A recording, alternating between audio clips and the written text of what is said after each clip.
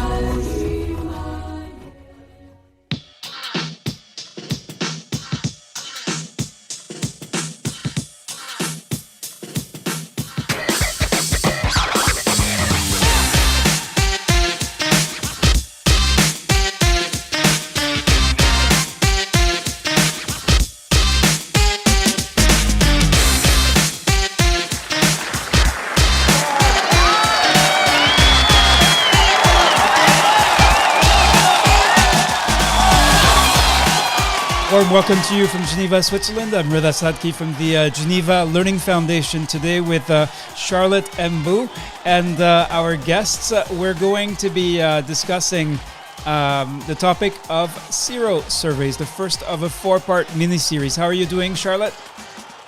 I'm doing great, Rida, and it's always a pleasure to have guests that are coming to talk about topics that are of interest to our immunization community.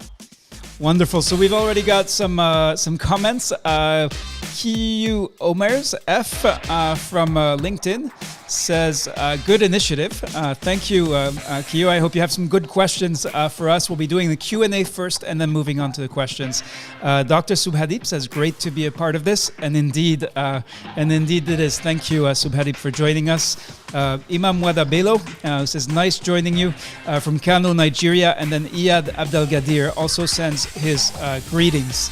All right, let's jump in. So we have with us Andrea Carcellin and Bill Moss. So Andrea, we're going to start with you. Can you introduce yourself? And can you tell us where you work, what do you do, and when was the first time you heard the word serosurvey? Sure. Hi, I'm Andrea Carcellin, and I'm a researcher at the International Vaccine Access Center in the International Health Department at the Johns Hopkins Bloomberg School of Public Health. I work with Bill Moss here on a project called Strengthening Immunization Systems through Serosurveillance. And I actually first heard the term serosurvey when I was working at CDC in the Global Immunization Division. I worked on polio eradication and had done a number of vaccination coverage surveys and sort of heard the term serosurvey floated around to measure progress towards eradication, but I didn't really know what it was, and I didn't work on them until I came over to Hopkins. Great, thank you. So a quick question. So Bill Moss, you are the director of the International Vaccine Access Center, or IVAC. Can you tell us when was the first time you heard the word serosurvey, and what does IVAC do exactly around this topic? Yeah, so thanks, Reda, and welcome everyone. So I first heard about serosurveys early in my research career. I started working on measles and understanding the pathophysiology of measles in Lusaka, Zambia, about 2 decades ago, and I did my first serosurvey, I think, in about 15 years ago. So it was in the context of understanding immunity to measles that I first heard about the term serosurvey, and we can talk more about that in this mini-series. So IVAC, the International Vaccine Access Center, is a center based at the Johns Hopkins Bloomberg School of Public Health. We celebrated our 10th anniversary last year, and our mission is to accelerate global access to life-saving vaccines through the development and implementation of evidence-based policies. We've been working on a project funded by the Bill and Melinda Gates Foundation, as Andrea alluded to, called Strengthening Immunization Systems Through Serosurveillance. And this project's based in both Zambia and in India. It's focused on measles and rubella serosurveys, but obviously there are broader implications. And we're really trying to understand both the feasibility and utility of serosurveys, particularly for how serosurveys can guide immunization programs, and we'll talk more about that. Great. Thanks, Bill. So IVAC has produced new digital resources on serosurveys. I believe we actually have the link. Can we share with folks who are watching the first part of this 4-part miniseries and give them sort of early access? Would that be okay with you? All right. So the link is serosurveytools.org, and we're not going to go through it now, but I invite you, if you're looking at this right after the this first part of the mini-series, you will be able to go and visit serosurveytools.org. Great. All right, let's dive in. It is Charlotte who is going to ask you really a set of questions,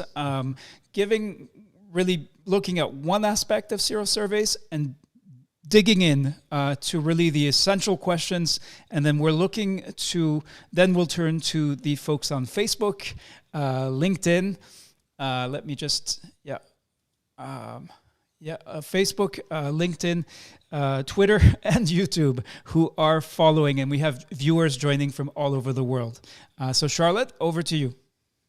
Thank you very much, Reda, and hi, Bill and Andrea. It's so great to have you with us today, and I'm looking forward to getting you answer my questions. Now, the very first question I really want to hear, and Reda, just to say, the first time I heard the word serosurvey was earlier this year. So before COVID, I had never heard that word. So what is a serosurvey?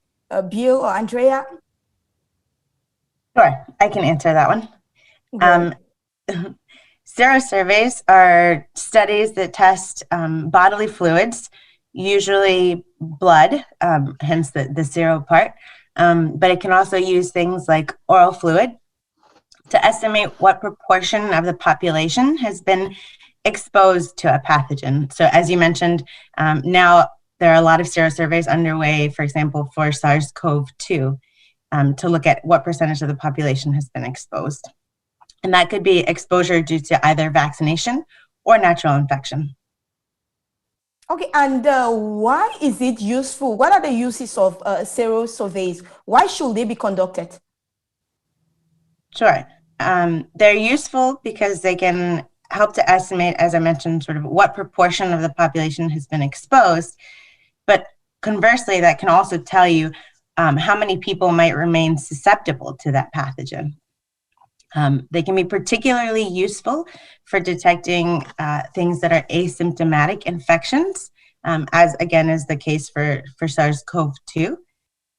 And for vaccine preventable diseases, which as Bill mentioned, we focus on measles and rubella, they can also help us to identify which age groups should be targeted for vaccination. If you're doing a vaccination campaign, they can help you evaluate the impact of that campaign.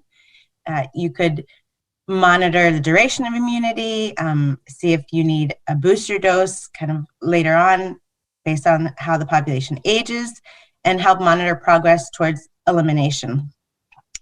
And when seroprevalence is correlated with immunity or protection from a pathogen, serosurveys can help you to start estimating herd immunity thresholds and identify immunity gaps, which I think we'll talk about a little bit more. And when you talk about herd immunity, what do you mean? When we think about the herd, we think about animals and all of that, but within the context of immunization, what does that mean, and what is an immunity gap?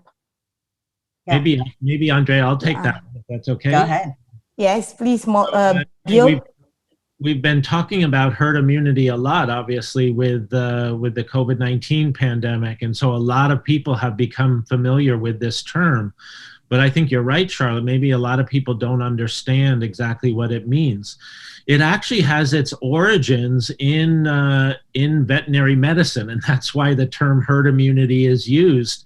It was originally used to describe immunity about a contagious abortion disease in cattle. So that's why we use that term, and it's kind of stuck. And over the years, people have resisted using the term herd immunity because of the implications, as you said.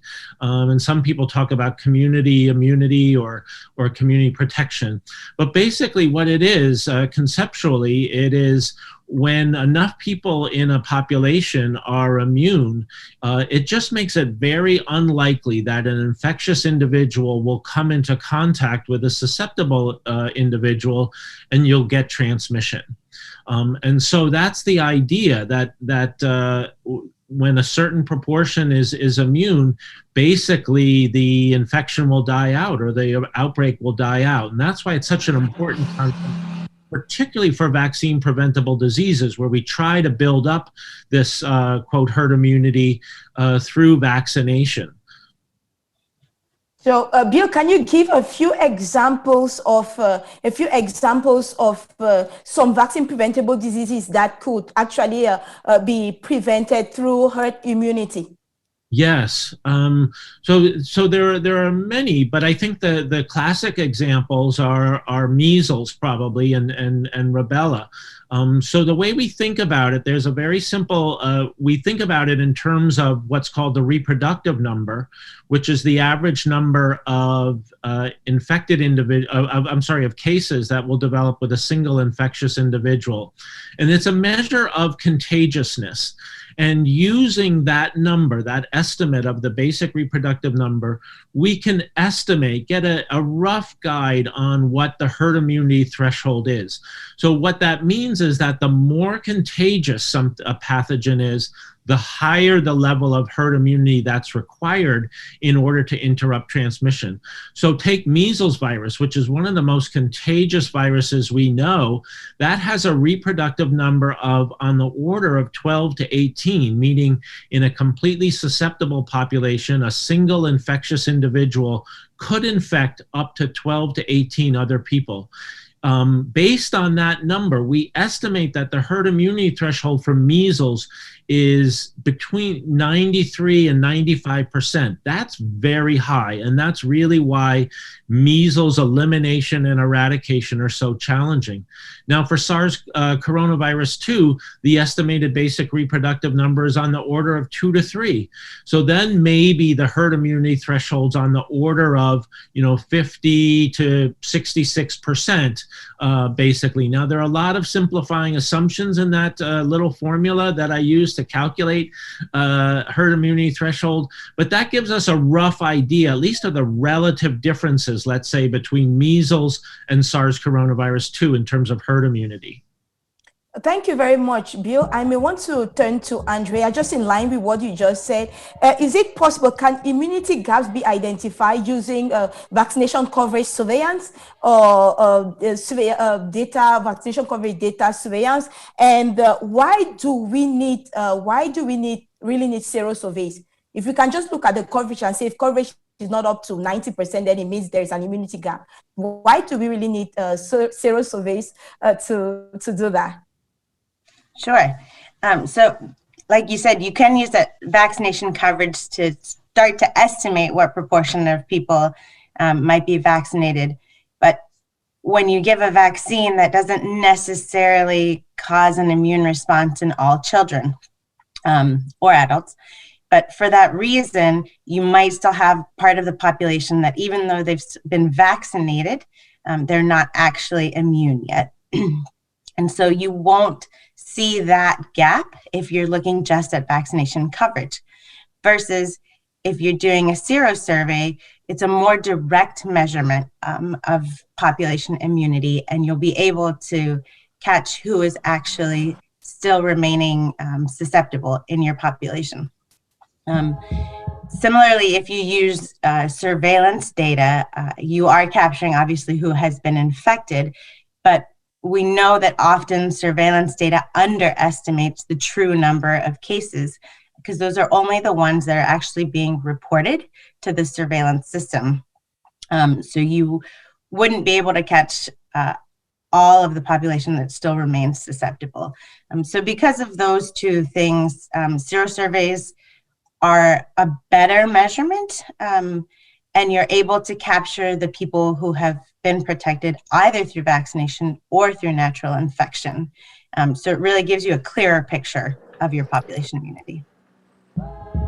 We're going to go check in on the folks we're following on Facebook, LinkedIn, Twitter. We've got many messages and comments, mostly people introducing themselves. Remember, you can actually ask your questions and comments. We do have the following comment from Iyad Abdelgadir from Oman, who says, in Oman, we have already completed 4 cycles of serosurveys, specifically for SARS-CoV-2. Informed decisions are now taken, also finalizing our action plan for COVID-19 vaccine, mRNA vaccine, progressing to cover priority groups. I don't know if Bill or Andrea, you'd like to comment or respond to that in any way before we go to the next and final set of questions. Yeah, maybe I'll thank you, Rita. That's a really excellent comment, and we're very glad to hear that serosurveys are being used programmatically in Oman, and they give a nice picture of the proportion of the population that's been exposed to the virus. And as the listener said, can be used to guide the immunization program. So that's really nice to hear. Great. Back to you, Charlotte, for the next set and final set of questions. Thank you very much, Reda. And Bill just went ahead and answered my first question, because I was about to ask that how the serosurveys help immunization program decisions. So I'll just get on with the next question. You see, how can serosurveys inform decisions around when and where there is need for MCV campaigns? Yeah, so I can take that one, Charlotte, and in a number of ways. But I think, as Andrea said earlier, serosurveys can help identify immunity gaps that aren't really recognizable with routinely collected data, whether that's vaccine coverage data and case-based data. And serosurveys are helpful in a number of ways. One is that they can identify these immunity gaps, particularly in older individuals, that can be very difficult to identify using vaccination records or recall, for which we all know there's a lot of uncertainty around.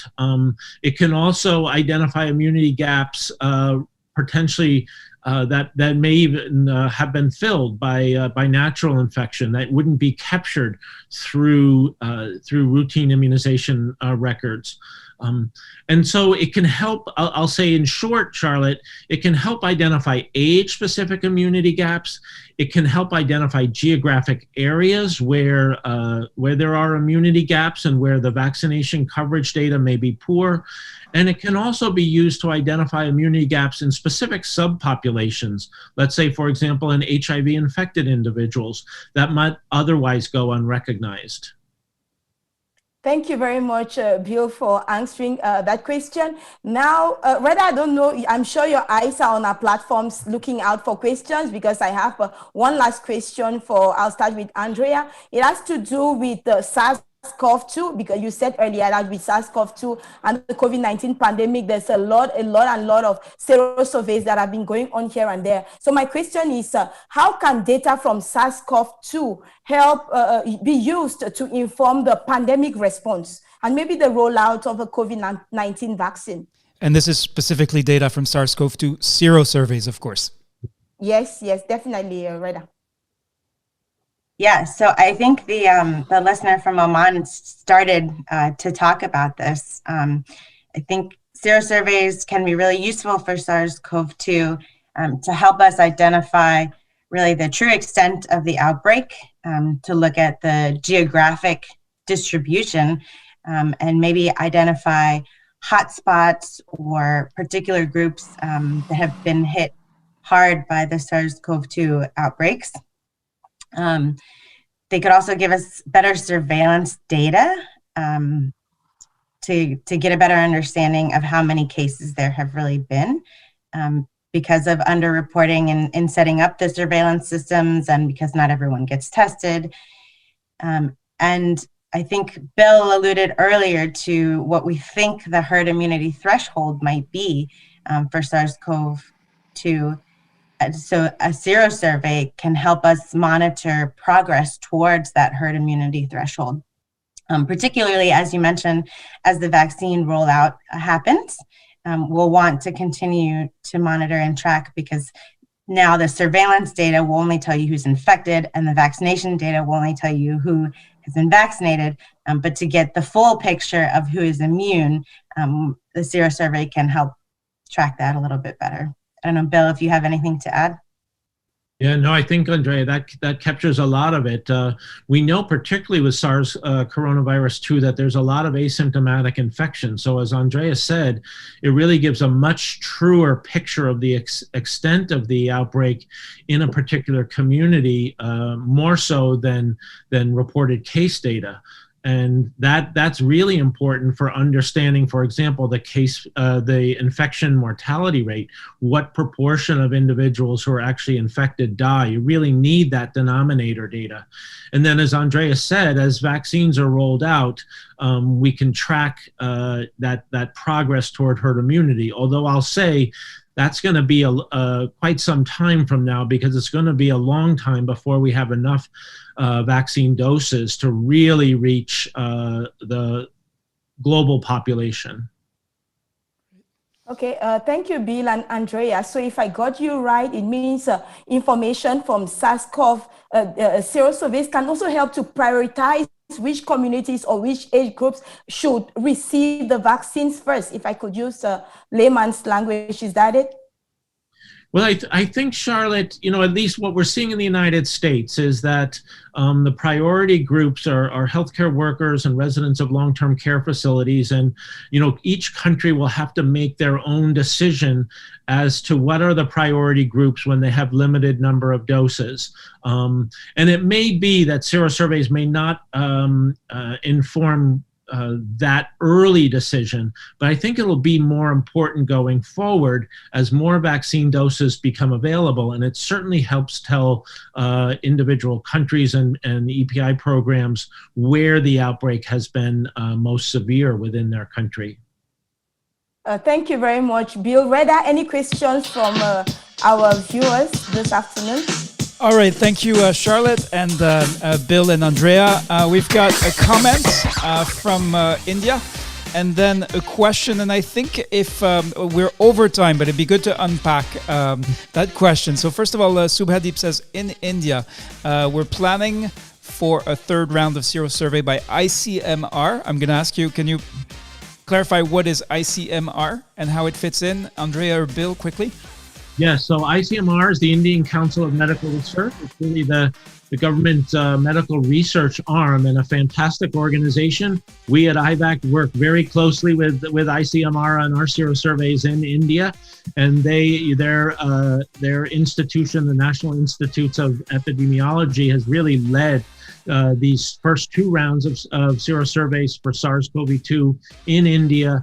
And as the listener said, are planning a third one. And doing these serial serosurveys are really valuable because you get to see, they're really informative in telling you on the progress of the epidemic in a particular country. You can really see how fast it's spreading, not just how widespread it is, but how fast it's spreading through these serial serosurveys. So very important work led by ICMR in India.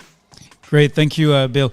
And then we have this comment that I'd like you to unpack, or actually a question. So from Rajendra Kumar on Facebook, who says, as we know that vaccines against COVID-19 are now available, do we need to go for serosurvey post-introduction to no seroconversion sort of thing? So I'm not sure I fully understand the question, but you seem to, Bill, please. Yes, I mean, I think as Andrea alluded to earlier, serosurveys might be helpful in really tracking progress toward a purported herd immunity threshold. But the phase 3 trials of these vaccines really show us the protective efficacy of these vaccines. So I don't think at an individual level we'll need to look for seroconversion after vaccination.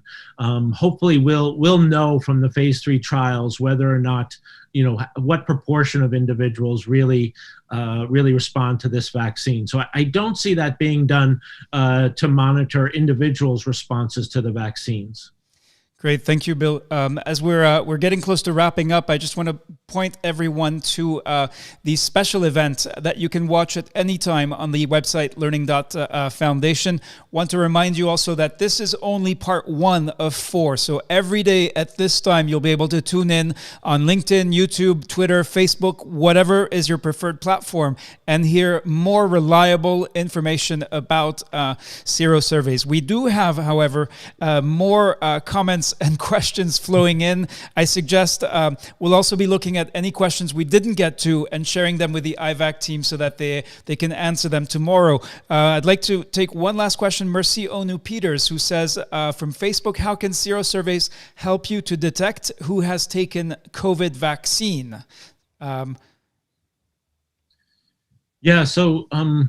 The vaccine induces antibodies to the spike protein, the surface protein of SARS coronavirus 2. But people who have natural infection also have antibodies to that spike protein. So right now we don't have a way to distinguish, and this is actually true across almost all pathogens. We don't have a way to readily distinguish in a serosurvey whether those antibodies, those IgG antibodies, are due to vaccination and immunization or due to infection with the natural pathogen. So that's still an area where more work needs to be done. We at IVAC are working somewhat in this area, but distinguishing vaccine acquired from natural immunity is still challenging in serosurveys. Thank you, Bill. And we have this comment from Green Sadru, who says, hello, everyone. Really, it is high time to have serosurveys given various challenges to confirm public immunity. I see you nodding, Bill. Would you like to, again, explain and provide the context? Yes, we recognize that serosurveys can be very challenging to implement. They can be expensive, and we're going to talk later in this series on how best to implement serosurveys and what the challenges are. So we're not naive to the fact that these are not trivial to pull off and to pull off accurately. But we also agree with the listener that these can be very valuable tools to guide immunization programs, to understand the extent of infection with a pathogen such as SARS coronavirus 2. And what we're trying to do, and would like to work with your team here, Rada, and all the listeners, is to figure out how best to use serosurveys to guide immunization programs and pandemic responses, so that they're not overwhelming, but that they provide very useful information programmatically. Great. All right. So we are reaching the end of this episode, but remember that this is only part 1 of 4. So for television fans, if you work in immunization, this qualifies as must-see television, and we invite you to tune in tomorrow. Obviously, we're exploring how we can do things a little bit differently than the 60-minute webinar. I do see a question from Raimi Morufu. When exactly are African countries going to get the COVID-19 vaccine? That's technically out of the scope of this discussion, but tomorrow we have another workshop that I'm showing here on screen with Anne Lindstrand. So she is WHO's co-lead for COVAX, the vaccines pillar of the ACT Accelerator, and she may be able to probably one of the best people to provide the best available answer at this time to that question. Just want to thank everyone for having joined us. If you'd like to know more about the topic of serosurveys, we do have this special event which was done with IVAC over the summer. It's now being run every 4 hours, so you can go to learning.foundation and find this this event. And if you've been waiting, if you've been watching this far, if you've gotten this far to the end of this episode, here is something that I encourage you to visit right after we finish. I'd like to ask the IVAC team, what are we looking at? What is this serosurveytools.org is the address. What are these serosurvey modules? Could you help us understand what viewers may go to find there? Yeah, so thanks, Rita. And what we've been doing at IVAC, as we've been, learning lessons from the serosurveys we've been conducting, and from many of our colleagues and other sources, particularly at the World Health Organization and CDC, we've been trying to collate in a web-based format some guidelines on conducting serosurveys. These are not exhaustive yet. They really focus on kind of issues around the specimen collection, things that are really unique to serosurveys rather than surveys in general. Although some of those issues are really important, such as sampling strategies. So what we've put together is a series of modules on a web-based platform, and some tools that we used in our serosurveys, such as forms and Excel spreadsheets to check data, and are really making these available to the public health community and the immunization programs, so they can learn more about actually the conduct of serosurveys and basically leverage and modify some of the tools and documents that we've created. Great. Thank you, Bill. So I invite you, if you've watched this first episode, one is to join us tomorrow for the second episode. Second is to go to serosurveytools.org. And then if you'd like to know more, if you did not or have not seen the special event that we did this summer with IVAC, you can find that on learning.foundation. For Abidemi Olatunde, who wants to know if people taking the coronavirus vaccine are having negative effects on them. So these are the kinds of questions we'll be dealing with tomorrow in the event with Anne Lindstrom from the World Health Organization. Even though I'm kind of itching to ask Bill that question, that's really outside of the scope of this this mini-series. So once again, thank you. I'd like to ask you to give a big round of applause to our presenters. And that's not bad. Yeah. All right. And Elvira Hassan, we haven't heard from her today, but she will be, I believe, talking to us tomorrow about how to actually conduct community-based serosurveys. Elvira, would you like to give us a teaser? What will people learn tomorrow by joining tomorrow's second episode?